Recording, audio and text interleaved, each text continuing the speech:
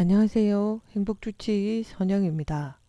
오늘은 아무도 알려주지 않는 유망 자격증 3편에 대해서 해보도록 하겠습니다.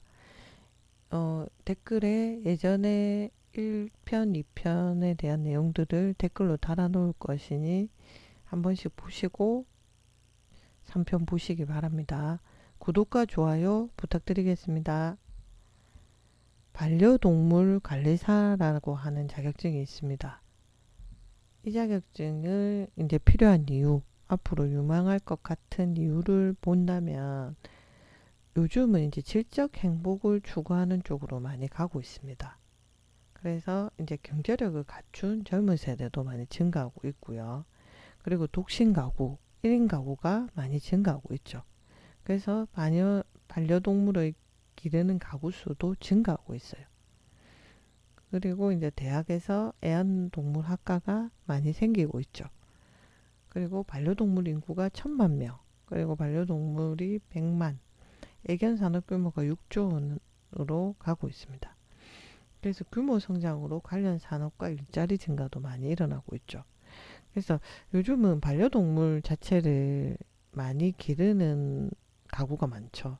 1인 가구의 수가 많이 증가하고 있습니다. 결혼 연령도 늦어지고, 그리고 결혼 안 하시는 분들도 많고, 그리고 이제 결혼을 해서 혼자 되시는 분도 있고, 그리고 이제 나이가 들면 들수록 노인 쪽으로 갈수록 또 혼자로 남아 계시는 경우도 많죠.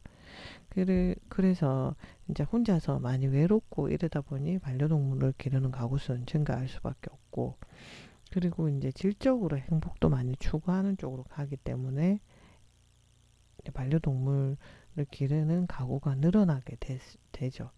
그래서 이제 이런 통계를 봤을 때도 이 반려동물 관련된 산업이라든지 일자리 같은 거는 많이 필요하다고 앞으로 볼 수가 있습니다. 반려동물 관리사가 뭐냐면 동물을 보호하는 거, 그리고 동물과 커뮤니케이션, 그러니까 얘기, 대화, 그러니까 실제 대화는 안 하지만 교감하는 거죠. 그리고 동물 사양, 품종 관리, 그리고 특수견 관리, 그리고 사육과 분양, 위탁 관리 사업 및 펫시터. 펫시터는 이제 장기간 여행을 가거나 아니면 장기간 집을 비우는 경우에 가서 애견 반려동물을 돌봐주는 일을 하는 사람이죠. 그리고 교육 훈련과 위생 관리, 용품 개발 및 코디, 분양 상담, 반려동물 보험 산업, 애견 장례 산업, 동물에 관련된 모든 일을 한다고 보면 되는 거죠. 그래서 이 다양한 영역에서 활동이 가능한 반려동물 전문가라고 보면 되는 거죠. 반려동물 관리사가 하는 일은 이제 유통도 하고, 그리고 수익 검역도 하고, 그 다음에 학대 방지, 동물 학대 방지 사후 관리, 그리고 동물 보호법을 개도도 하고, 매개 치료도 하고, 교감 소통, 그 다음에 사양 품종 관리, 특수견 관리, 핸들링, 이런 모든 반려동물에 관련된 거의 모든 재반 업무를 다 하는 게 반려동물 관리사라고 보시면 됩니다. 이 반려동물 관리사는 시험이 2020년 올해는 6번 있습니다. 2월, 4월, 6월, 8월, 10월, 12월에. 과목은 반려동물 총론, 법률 행정, 그리고 고객 응대 및 서비스, 애견 미용 기초, 그리고 애견 훈련 기초, 브리더 윤리 및 애견 번식. 브리더는 뭐냐면 좀 더 나은 품종으로 만들기 위해서 교배하는 그런 부분이죠. 브리더라고 하는데, 이런 5개 과목을 25문항이죠. 각각 다. 그리고 100점이고 120분이라는 시간이 주어지고 과목당 40점 이상, 그리고 평균 60점 이상. 이 자격증은 대부분 다 요거는 만족을 해야 되죠. 그래서 오프라인에서 필기시험으로 치고 있고요. 그리고 반려동물 관리사는 민간 자격증입니다. 그리고 사단법인 한국애견연맹에서 발행하죠.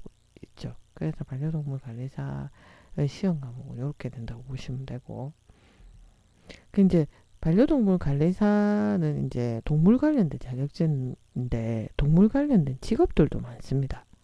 보면 동물 사육사, 이름에서 알 수 있듯이 동물을 사육하는 관련된 일을 하고 있습니다. 사료양, 그러니까 동물마다 특성이 있잖아요. 거기에 사료양도 결정하고 배합과 공급도 조절하고 동물에게 먹이를 주는 그런 일을 하죠. 그리고 이제 동물 건강 상태도 확인하고 구충제도 투여하고 가벼운 상처도 직접 치료하고 그리고 위생 상태 그리고 예방 접종, 분뇨 청소, 방목장 및 우사 청소, 방역 등과 같은 작업을 합니다. 그러니까 동물을 깨끗하게 관리도 하고 위생 관리, 동물 자체의 관리도 하고 동물 주변도 깨끗하게 하고 그리고 건강 상태도 항상 체크하고 그다음 사료양이라든지 배합 공급 부분도 적절하게 동물의 종마다 이제 맞게 이렇게 하는 거죠.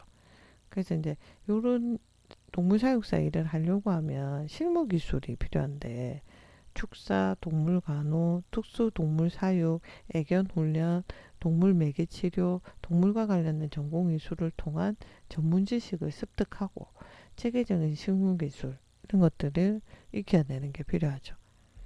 그러면 이런 동물 사육사는 어디로 취업을 하냐면 동물원이라든지 아쿠아리움, 펫숍, 동물 테마파크, 동물 특수동물샵, 특수동물 관련 회사, 생태박물관 전시장, 체험학습장 이렇게 동물이 사육사를 하게 되면 진출할 수 있는 분야가 많습니다. 그러니까 동물을 사육하는 모든 곳에 다 진출이 가능하다 보시면 되고 그리고 창업도 가능하죠. 관련된 일로. 그리고 이제 두 번째는 반려동물 훈련사입니다. 반려동물이 사람과 더불어 살아갈 수 있도록 동물 훈련과 교정 방법을 가르치는 것. 반려동물 훈련사는 동물을 훈련하고 교정하는 일을 주로 하죠. 그래서 인명구조나 맹인 안내, 마약 탐지 등 특수한 임무를 수행하는 동물을 훈련시키는 것. 그 우리가 이제 TV 같은 데 보면 그 공항 같은데 이제 마약도 탐지도 하고 또 맹인을 길을 안내해 주는 거, 그다음에 이제 인명 구조하는 거. 그래서 이제 이런 관련된 훈련을 이제 시키는 일이죠.